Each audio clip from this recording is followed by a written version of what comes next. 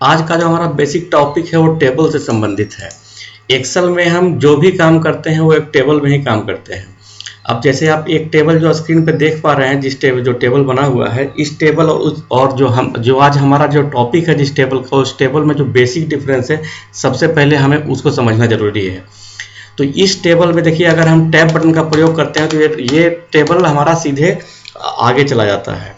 साथ ही साथ अगर इसमें हमको कोई बेसिक दूसरी एंट्री करनी हो तो हमको टोटल के पहले कॉलम इंसर्ट करके फिर से हमको सारा चीज़ ये करना पड़ेगा। फॉर्मूला अगर करना होगा तो हमें फॉर्मूला यहाँ पे स्क्रॉल करना पड़ेगा। जबकि दूसरा टेबल जो ये मैंने बना के रखा है, यहाँ पे देखिए क्या होता है। 8 नंबर पे जब हम टैब बटन का प्रयोग करते हैं तो ये जैसे ही लास्ट कॉलम खत्म होता है ऑटोमेटिक 9वां नंबर आ जाता है और उससे आगे जो है सो हमारा कर्सर नहीं जाएगा। दूसरा है कि जब भी हम टैब बटन का प्रयोग करेंगे एक अलग कॉलम बन जाएगा और सारे में फॉर्मूला जो ऑटोमेटिक फॉर्मूला हमारे अपडेट होता रहेगा। तो इससे हमको बार बार फॉर्मूला को स्क्रॉल करने की आवश्यकता भी नहीं पड़ेगी। जैसा कि आप देख पा रहे हैं, यहाँ पे हमें कोई नाम टाइप करना हो, यहाँ पे टोटल निकालना हो या और भी कोई काम करना हो, सारा काम बहुत आसान है।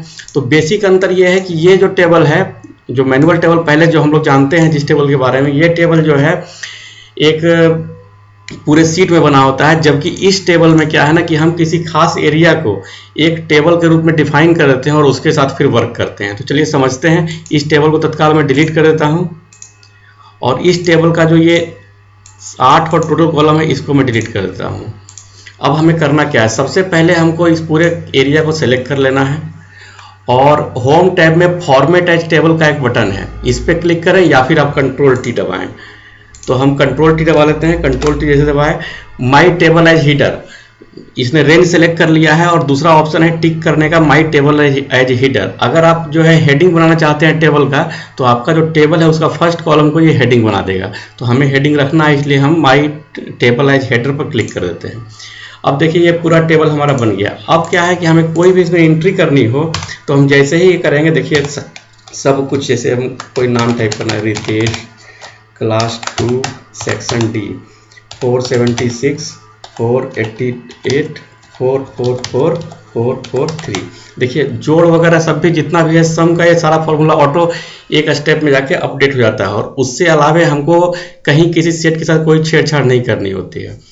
इसके बाद क्या होता है कि जब इस टेबल को हम पूरा सिलेक्ट कर लेते हैं तो एक डिजाइन टैब का बटन हमें मिल जाता है। यहाँ से डिजाइन टैब के बटन पे आके हम टोटल रो पर अगर क्लिक करेंगे तो देखिए ये टोटल कर देगा, ये टोटल ऑटोमेटिक कर देगा। और सबसे बड़ी बात है कि इस टोटल से हमारा सीट कहीं प्रभावित नहीं होगा। अब हमें कोई मान लीजिए बीच में एंट्री करनी है तो हम यहाँ से टैब बटन जैसे ही प्रेस करेंगे, देखिए एक नया टैब बन जाएगा और यहाँ पे हम मान लीजिए कोई नाम टाइप कर दिए, अनुज क्लास 2 सेक्शन सी। अब कोई भी फिगर हम डाल देते हैं यहाँ पे 400। देखिए कैलकुलेशन भी सारा हमारा अपने आप होता रहेगा। उसके अलावा इसमें और भी काफ़ी सुविधाएं हैं, जैसे हम हीडर रो अगर हटाना चाहें तो हटा सकते हैं। फर्स्ट कॉलम को अगर हम ब्लेंड करना चाहें तो ब्लेंड कर सकते हैं। लास्ट कॉलम को ब्लेंड करना, कलरफुल करना चाहें तो कलरफुल कर सकते हैं। बैंडेड रो पर क्लिक करेंगे या बैंडेड कॉलम पर क्लिक करेंगे तो बैंड कॉलम हमारा बैंड हो जाएगा। रो पर क्लिक करेंगे तो हमारा रो बैंड हो जाएगा। तो अपने आवश्यकता के अनुसार। उसके अलावा यहाँ इतनी सारे टेम्पलेट दे रखे हैं, किसी भी टेम्पलेट को सिलेक्ट करके हम इसका डिजाइन लेआउट चेंज कर सकते हैं। दूसरा है इसको रिमूव डुप्लीकेट। अगर रिमूव डुप्लीकेट का बटन को आप यूज करते हैं तो रिमूव डुप्लीकेट कर सकते हैं यहाँ से। सबसे जो इसका महत्वपूर्ण चीज़ है वो है, देखिए summarize with pivot table. Pivot table के बारे में अगर आप जानते हैं, अगर आप नहीं जानते हैं तो पाइवट टेबल की अलग से मैं वीडियो बना दूंगा, उसे आप देख लेंगे। तत्काल हम यहाँ पे समराइज विथ पाइवट टेबल का इस्तेमाल करके देखते हैं। Summarize with pivot, selected table range. Table range देखिए हमारा सिलेक्ट है और पूछ रहा है पाइवट टेबल आपको कहाँ बनाना है। तो पाइवट टेबल न्यू वर्कशीट में बनाना है कि एग्जिस्टिंग वर्कशीट। तो हम एग्जिस्टिंग वर्कशीट सिलेक्ट कर लेते हैं और यहाँ पे एक एरिया सेलेक्ट कर लेते हैं। सिलेक्ट कर लिया, ओके। अब देखिए पाइवट टेबल हमारे पास है। अब आप जानना चाहते हैं, मान लीजिए सेक्शन वाइज रिपोर्ट चाहिए हम, तो सेक्शन को हम रो में रख लेंगे और फाइनल एग्जाम को हम वैल्यू में रख लेते हैं। अब देखिए यहाँ पे आपका ये रिपोर्ट ऑटोमेटिक यहाँ पे अपडेट होता रहेगा। तो ये बहुत बड़ी खासियत है इस टेबल की और टेबल बनाना बहुत ही आसान है, जैसा कि आपको ये वीडियो देखने से समझ में आ गया होगा। तो इसके अलावा और भी काफ़ी खासियत है इसकी, जैसे हम जो ये पाइवट टेबल है इसको हम अपडेट भी कर सकते हैं। अगर आप फर्स्ट टर्मिनल एग्जाम जोड़ना चाहें तो वो भी जोड़ सकते हैं, सेकंड टर्मिनल एग्जाम जोड़ना चाहें तो वो भी जोड़ सकते हैं, थर्ड टर्मिनल एग्जाम जोड़ना चाहें तो वो भी जोड़ सकते हैं। अब देखिए आपका पाइवट टेबल भी यहाँ अपडेट हो गया होगा।